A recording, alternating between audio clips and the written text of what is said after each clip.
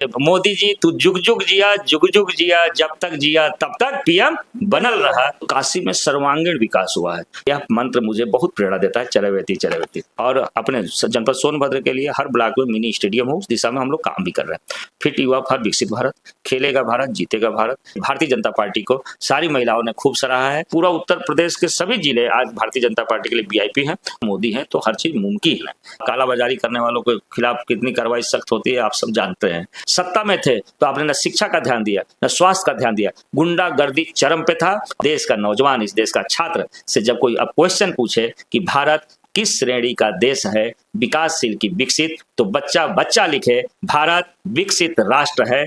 आप भूपेश चौबे जी किसी परिचय के मोहताज नहीं है। सदर विधायक सोनभद्र के हैं और इनको सब लोग जानते हैं। आम जनता का कमेंट था, आप भूपेश चौबे जी का इंटरव्यू नहीं लेते हैं, भाजपा वालों का इंटरव्यू नहीं लेते हैं, उनसे सवाल नहीं करते हैं। तो हम आ चुके हैं सदर विधायक भूपेश चौबे जी के पास में और इनसे मेरा सवाल जवाब आज होगा। तीखे सवाल होंगे, कुछ मीठे भी होंगे और अपने जीवन के कार्यकाल का अनुभव भी शेयर करेंगे। सर, आपको जनता सुन रही है, पहले तो जनता को आप कुछ कहिए। मैं अपने सभी क्षेत्रवासियों को सादर प्रणाम करना चाहता हूं। आप सबों के स्नेह आशीर्वाद से आज भारतीय जनता पार्टी ने मुझे अवसर दिया, 2 वर्ष आपने विधायक बनाया और उत्तर प्रदेश में योगी आदित्यनाथ जी के नेतृत्व में सरकार चल रही है। और नरेंद्र मोदी जी का यह जो कार्यकाल 12 वर्षों का देश में रहा है, यह स्वर्णिम काल है। इस स्वर्णिम काल में मुझे आप सबका सेवा करने का अवसर मिला। ये मेरा भाग्य है, सौभाग्य है, आप सबके आशीर्वाद से।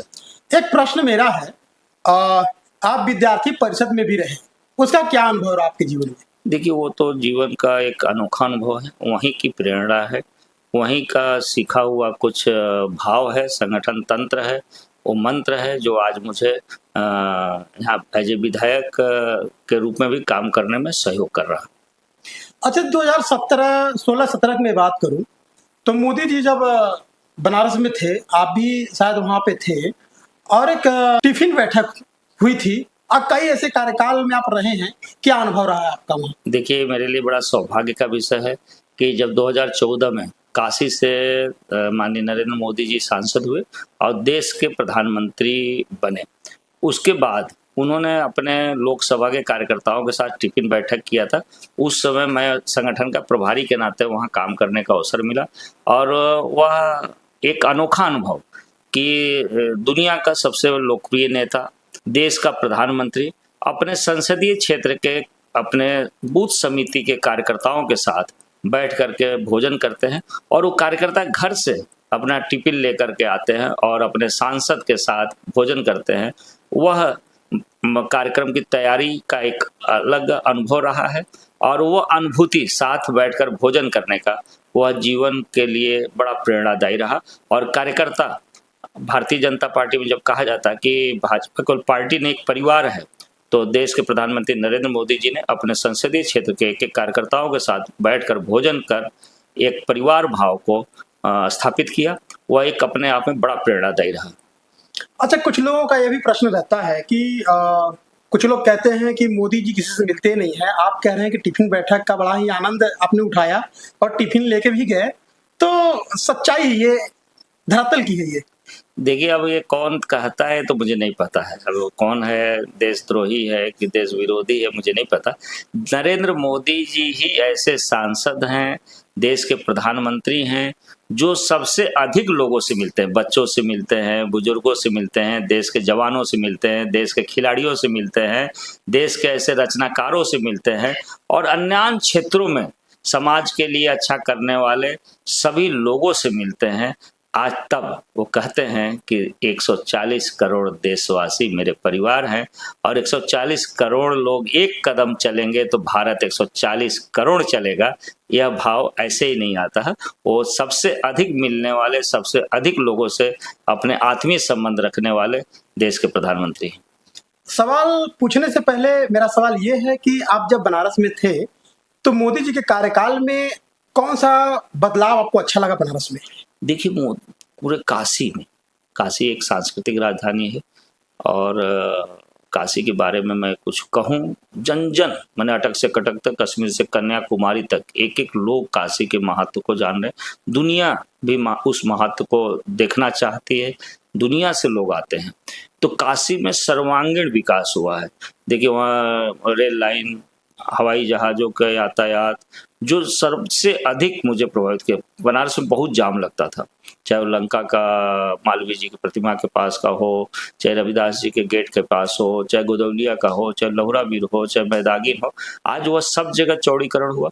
और जो सबसे बड़ा चीज़, रविदास जी का जो मंदिर है उसको दुनिया में स्थापित किया और एक भव्य स्वरूप दिया, और काशी के घाटों का सुंदरीकरण किया, वहाँ के सड़कों का चौड़ीकरण, वहाँ की सुंदरता, आज मैंने काशी हर दृष्टि से काफ़ी अच्छा हुआ है। अच्छा, कभी आप नमो घाट गए कि नहीं? हाँ, गए।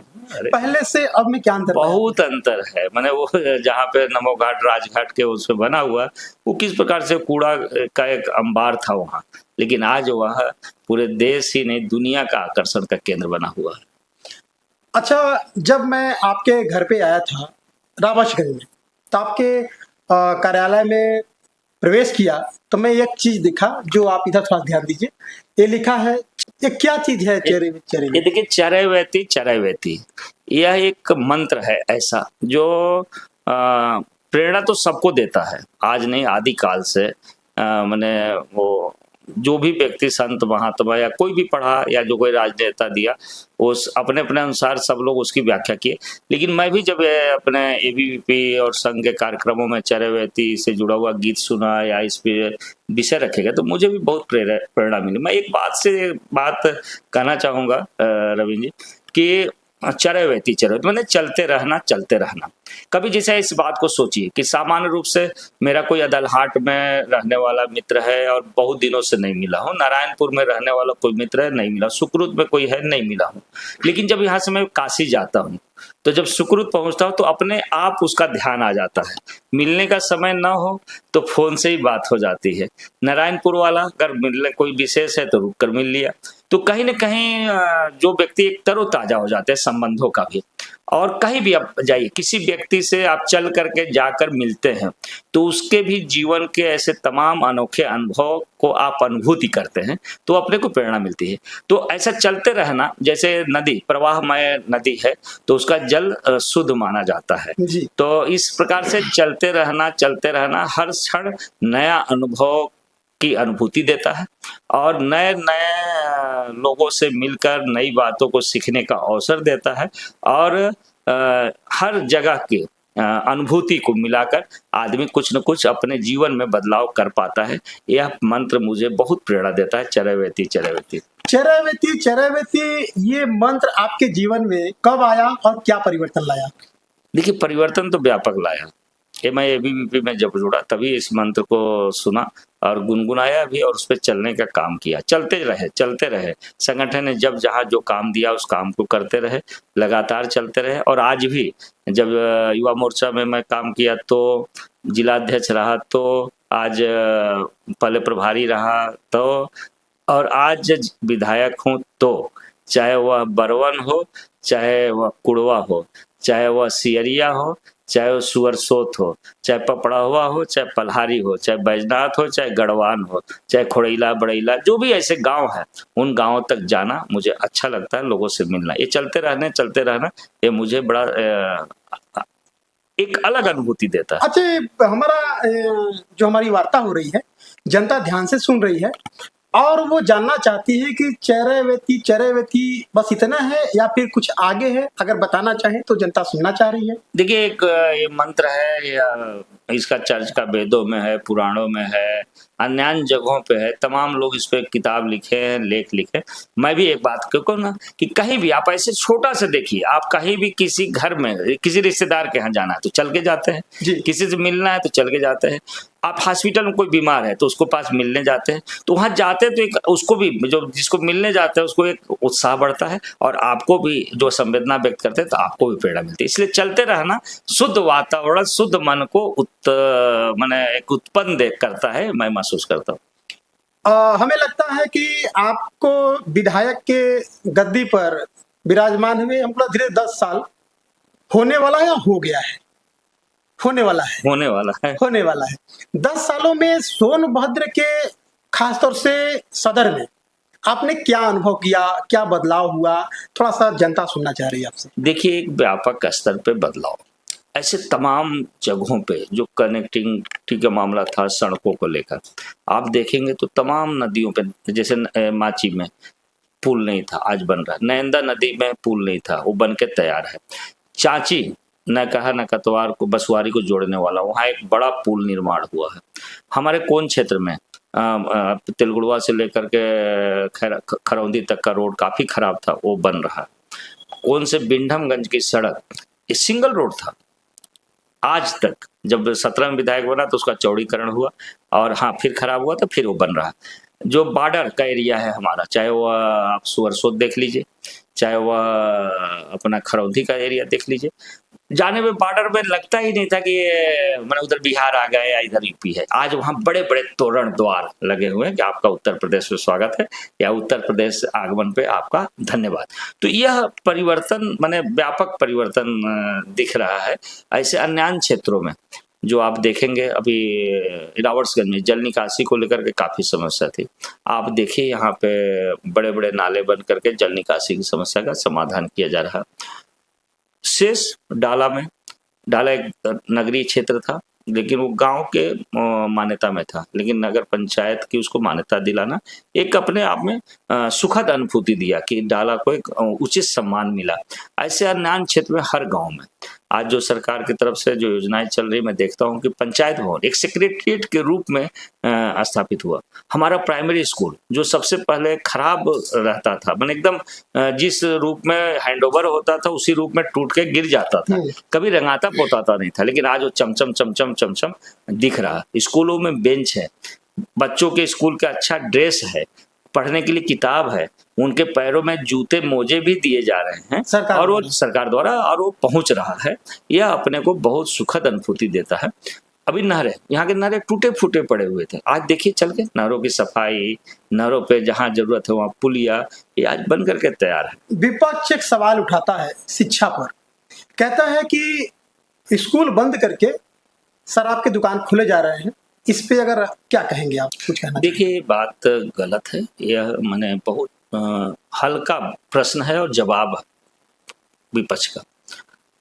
स्कूल सबसे सशक्त किया जा रहा है, स्कूल में आज गुणवत्तापूर्ण शिक्षा दी जा रही है, निपुण के तहत बच्चों के अंदर शिक्षा दी। आज स्कूलों में स्मार्ट क्लास चल रहे हैं और आज स्कूल चल के देखें कि उस गांव का सबसे चमकता हुआ भवन वो स्कूल के रूप में है और विद्यार्थियों की भी संख्या अच्छी है और बराबर बनी हुई है। शिक्षक इस पे ध्यान दे रहे हैं और जवाबदेही तय की गई है। तो स्कूल में व्यापक परिवर्तन हुआ, बच्चों के शिक्षा में व्यापक परिवर्तन है। विपक्ष का यह आरोप निराधार गलत है। जनता कहती है कि माननीय योगी जी महाकुंभ कराए, लगा बहुत लोग नहाए, लेकिन सोनभद्र में सदर विधायक भूपेश चौबे जी खेल महाकुंभ कराए। वो कराने का जो प्रेरणा आपके अंदर आया, वो कैसे आया, वो क्यों आया और क्यों कराया? देखिए, देश के प्रधानमंत्री नरेंद्र मोदी जी की प्रेरणा और उत्तर प्रदेश के मुख्यमंत्री आदित्यनाथ जी के आग्रह सदन में भी किया था उन्होंने कि सभी विधायक ऐसे खेलकूद की भावना को आगे बढ़ाएं और माननीय मुख्यमंत्री जी ने पूरे जिलाधिकारियों को निर्देशित किया है कि हर गांव में खेल का मैदान होना चाहिए और अपने जनपद सोनभद्र के लिए हर ब्लॉक में मिनी स्टेडियम हो। उस दिशा में हम लोग काम भी कर रहे हैं। देखिए, देश के प्रधानमंत्री नरेंद्र मोदी जी ने हमेशा फिट युवा फॉर विकसित भारत, खेलेगा भारत जीतेगा भारत, खेलो इंडिया, ऐसे तमाम नारों के साथ खिलाड़ियों को अवसर दिया खेलने के लिए और आज देश में खिलाड़ी, प्रदेश में खिलाड़ी अच्छा प्रदर्शन करके मेडल भी जीत रहे हैं और उनको रोजगार के साथ भी जोड़ा। तो ये तो प्रधानमंत्री जी की प्रेरणा और मुख्यमंत्री योगी आदित्यनाथ जी के सदन में किए गए वादे के आधार पर हमने अपने विधानसभा में यह कार्यक्रम शुरू किया। लेकिन सच में बताओ, ये एक बड़ा रचनात्मक काम है। इसमें बड़ी संख्या मैंने 12 से 15 हजार नौजवान, बालक बालिकाएं, हर आयु वर्ग के छोटे बच्चे, युवा, बुजुर्ग, महिलाएं, हर लोग भाग लेते हैं खेल में और यह अपने आप में खेल भावना, सामूहिकता स्वच्छता और एक एकाग्रता को प्रेरित करता है। और कहीं न कहीं जीवन में खेल जहाँ स्वस्थ रहने के लिए, सामूहिक भाव पैदा करने के लिए, स्वच्छता के लिए, एकाग्रता के लिए जाना जाता है, वहीं आज हमारे देश की सरकार मोदी जी और योगी जी इसको रोजगार के साथ भी जोड़े हैं। इसलिए हम अपने क्षेत्र के नौजवानों को, नवयुवक नवयुवतियों को खेल के भावना के साथ उन्हें स्वस्थ रहने, उन्हें सामूहिक रूप से काम करने, एकाग्र रह करके प्रेरणा प्राप्त करने, स्वच्छता के भाव को जागृत करने और रोजगार के साथ जोड़ने के लिए खेल कूद कराकर उनको आगे बढ़ाने का अवसर दिया। महाराज वो सब तो ठीक था, लेकिन जो नर्वस बुजुर्ग घर में बैठे रहते थे, कभी बाउंड्री किनारे पे देखते थे, आप उन्हें जो है रस्साकसी खेल में उतार दिए। ये तो बहुत अच्छा रहा, बहुत अच्छा रहा। रस्साकसी, लोग सोचते हैं बुजुर्गों के लिए कोई खेल ही नहीं है, बुजुर्ग खेल नहीं सकता। बुजुर्गों के लिए रस्साकसी बहुत ही माने रोचक खेल रहा। कम समय कम लिया और एक 70 साल के बुजुर्ग जिस प्रकार से जोर की आजमाइश कर रहे थे वो बहुत ही आनंद दे रहा था सबको, बालक बालिका, महिला पुरुष, सबको खूब माने आनंद दिया। और इसको उत्तर प्रदेश के मुख्यमंत्री आदित्यनाथ जी ने कई मंचों से सराहा और देश के प्रधानमंत्री नरेंद्र मोदी जी, देश के गृह मंत्री अमित शाह जी ने भी इस खेल को बहुत सराहा है। और यह कहीं न कहीं मैं इसके लिए देश के प्रधानमंत्री नरेंद्र मोदी जी और उत्तर प्रदेश के मुख्यमंत्री योगी आदित्यनाथ जी को पूरा श्रेय देता हूं कि इस खेल को इतना ऊंचाई दिए। अच्छा, जब ये बुजुर्ग जो 70 साल के 60 साल के रस्साकसी के खेल रहे थे, उनके चेहरे पर जो उत्साह था, जो उमंग था, वो आपने देखा होगा। हालांकि सोशल मीडिया पर वीडियो अपलोड थे, बहुत सारे लोगों ने देखा, सराहा भी। आपको कैसा लगा, क्या फील किए उनकी खुशी? बहुत अच्छा, देखिए बहुत अच्छा। मैंने बुजुर्ग भी, घर के बुजुर्ग के प्रति एक भाव जागृत होना चाहिए, सम्मान का, हर व्यक्ति को सम्मान करना चाहिए। और वो खेल भी सकते, खेल के मैदान में भी यह, और उनके उत्साह को देखकर मुझे बहुत प्रेरणा मिली। और इतना ही नहीं, 4 जनवरी को लुइस ब्रेन के जन्मदिवस पे दिव्यांग बच्चों, दृष्टिबाधित बच्चों ने क्रिकेट खेला, यह भी यहाँ कराया गया। महिला अंतर्राष्ट्रीय महिला दिवस के दिन महिलाओं से जुड़े हुए खेल हुए और उस दिन महिला अतिथि, महिला कमेंटेटर, महिला स्कोरर, महिला अंपायर, सब महिलाएं रहीं और पुरुष जो भी थे सामने दर्शक के रूप में बैठे हुए थे। वह भी एक अनोखा रहा। सरकार का जो मंशा था नारी शक्ति के लिए, नारी शक्ति को जगाना, ये क्या है? और मैंने देखा कि जिला सोनभद्र में आज बहुत सारी महिलाएं और एक कतार में लंबी से खड़े करके श्रृंखला बना रही थी, वो क्या था? देखिए, आज देश के प्रधानमंत्री नरेंद्र मोदी जी ने नारी शक्ति अधिनियम को पहले भी लोकसभा में लेकर पास किए थे, आज उसको कानून का रूप देने के लिए विशेष सत्र बुलाया। इसके लिए पूरे देश में एक उत्साह का वातावरण है। अपने विधानसभा में भी आज बड़ौली चौराहे पे और मंडी में समिति के मैदान में जाकर के महिलाओं ने काफी मोदी जी को सराहा है, मोदी जी को आशीर्वाद दिया है। और इस लोकसभा विधानसभा में 33% आरक्षण दिए जाने के लिए जो कानून बनाने के लिए आज सदन बुलाया, उसमें पेश किया। इसके लिए देश के प्रधानमंत्री नरेंद्र मोदी जी सहित भारतीय जनता पार्टी को सारी महिलाओं ने खूब सराहा है और यहाँ तक कहा कि मोदी जी जब तक जिया तब तक पीएम बनल रहा, जुग जुग जिया, जुग जुग जिया। अच्छा, ये अंदाज में एक बार आओ, कहीं बड़ा मीठा लगल सुने में। बड़ा लोग आशीर्वाद दिलन, हम सुन ली वहाँ महिलाएं जो थी, बुजुर्ग महिलाएं, कि मोदी जी तू जुग जुग जिया, जुग जुग जिया, जब तक जिया तब तक पीएम बनल रहा। ये आशीर्वाद आज महिलाओं ने मोदी जी को दिया। अच्छा, एक सवाल है कि माननीय मोदी जी का उम्र धीरे धीरे हो रहा है, अगर प्रधानमंत्री के रूप में उनके बाद अगर किसी को देखना चाहते हैं तो आप किसको देखना चाहते हैं? जनता कहती है माननीय योगी जी को, आपका क्या राय है? देखिए, भारतीय जनता पार्टी का निर्णय है कौन आगे किस जगह पे जाएगा। और देश के ही नहीं, दुनिया के सर्वोच्च नेता हैं नरेंद्र मोदी जी, और हमारे योगी जी भी सर्वोच्च नेताओं की श्रेणी में हैं। और एक एक कार्यकर्ता भारतीय जनता पार्टी का जो है वह पूरे अपने नेतृत्व के साथ है। जो निर्णय होगा भारतीय जनता पार्टी का निर्णय सभी कार्यकर्ताओं को स्वीकार्य है।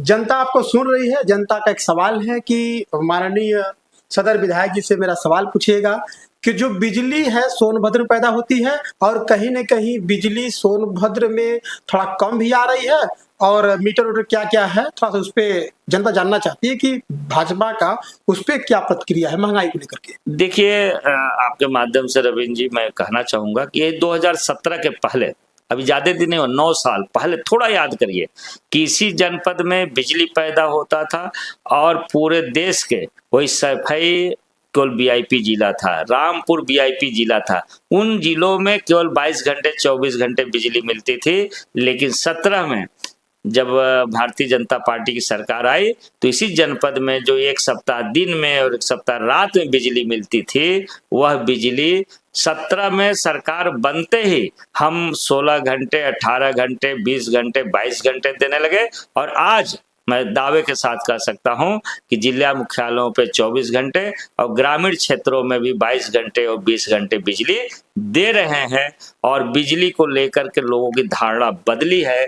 आज ऐसे तमाम अवसरों पे मैं तो देखा हूं, तमाम गरीब बेटियों की शादी के समय लोग जनरेटर भी नहीं कर रहे हैं और ये विश्वास है कि योगी की सरकार है और बिजली नहीं कटेगी और बेटी की शादी भी केवल बिना जनरेटर के संपन्न हो रहा है।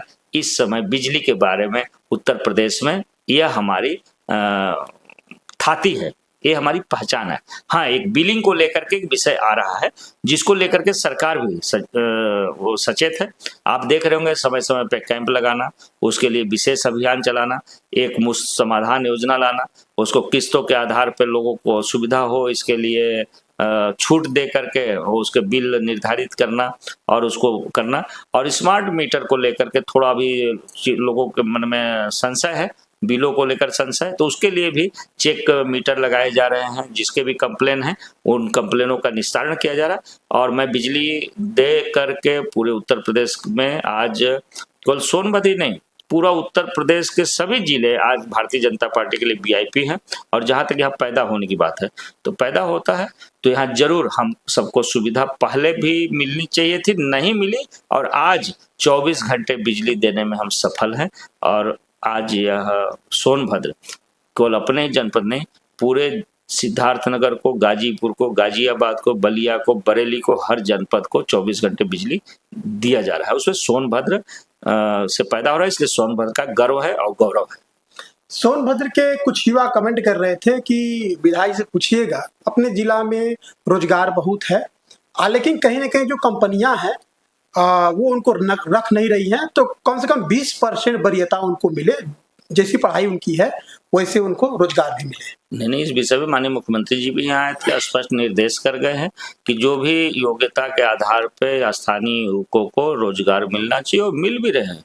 आप देखिए जगह जगह जो भी युवक इस प्रकार से रोजगार के लिए है, वो चाहे वह अपना चुर का हो, चाहे ओबरा फैक्ट्री हो, चाहे डाला का हो, चाहे रेणुकूट हो, चाहे अनपरा हो, चाहे शक्तिनगर हो, इन जगहों पे अधिकतम युवाओं को, जो सोनभद्र के युवा हैं, वो रोजगार कर रहे हैं। और जहाँ सरकार अभी जहाँ ऐसे रोजगार को लेकर के प्रेरित कर रही है, वहीं स्वरोजगार के लिए भी सरकार की तरफ से विशेष प्रयास हो रहे हैं कि ये स्वरोजगार भी, जिसके हाथ में जो भी रुचि है उस आधार पर स्वरोजगार कर सके। हम केवल दूसरे के हर नौकरी न करें, हम नौकरी देने वाले बने, इस दिशा में भी सरकार का प्रयास है। हमारा जिला सोनभद्र पर्यटक की दृष्टि से बहुत सुंदर है, इस पे सरकार कैसे काम कर रही है? देखिए, सोनभद्र में इसमें कोई दो राय नहीं है कि मैं तो पहले भी सदन में भी कह चुका हूं और जगह जगह भी उचित मंचों पे भी कहता हूं कि सोनभद्र में समुंदर भी है। जो Dhadraul dam, Nagwa dam, Rihand dam, Obra dam और कन्हर डैम, और सोनभद्र में हिमालय भी है। आप सबसे ऊंची आप चलिए मंगेश्वर नाथ की पहाड़ी, अब मच्छेंद्र नाथ की पहाड़ी, अमिला धाम की वो चोटी, वह पिपरी का ऊपर का रिहन डैम का वो दृश्य, यह सोनभद्र में हिमालय भी है। और सोनभद्र में गोवा भी है, जो अबाड़ी में मिनी गोवा के रूप में जाना जाता है। इसलिए मैं सोनभद्र में सबसे पुरातन फासिल्स हैं, यहाँ उमा महेश्वर का शिव द्वार का वो मंदिर आप देखने लायक है, जो सब जगह ऐसा कहीं वो नहीं दिखता है। तो इसलिए सोनभद्र में पर्यटन की अपार संभावनाएं हैं। और मैं ये बात कहूं कि पर्यटन के लिए जल का स्रोत एक बड़ा वो माना जाता है। तो जिन अन्य देश में जब बरसात के दिनों में ऐसे जल प्रताप के जो स्थान है वो बंद कर दिए जाते हैं, तो सोनभद्र में वह जल प्रताप चालू होता है, पर्यटन उस समय यहाँ प्रारंभ हो सकता है। उस दिशा में माननीय मुख्यमंत्री योगी आदित्यनाथ जी ने काफी काम किया है।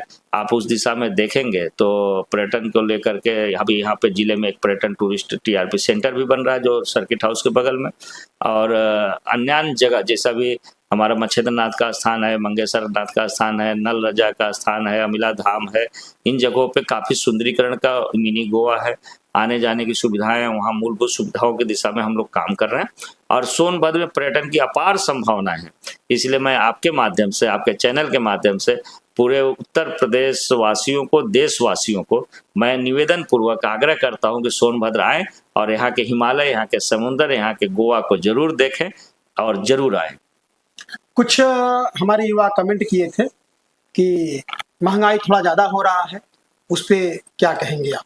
देखिए, महंगाई पे कंट्रोल आज खासतौर से सिलेंडर वगैरह भी महंगे हो रहे हैं और ब्लैक में कैसे क्या हो रहा है, तो सोशल मीडिया आप देख ही रहे होंगे। देखिए, अभी सिलेंडर का और इसका जो विषय है वो दुनिया में जो चल रहा है, इस प्रकार का जो अभी ईरान और अमेरिका का चल रहा है, तो उसको लेकर के, क्योंकि आप सबको भी पता है कि ईंधन उन्हीं देशों से आता है, तो उसके नाते जरूर थोड़ा सा प्रभावित होने की संभावनाएं दिखी।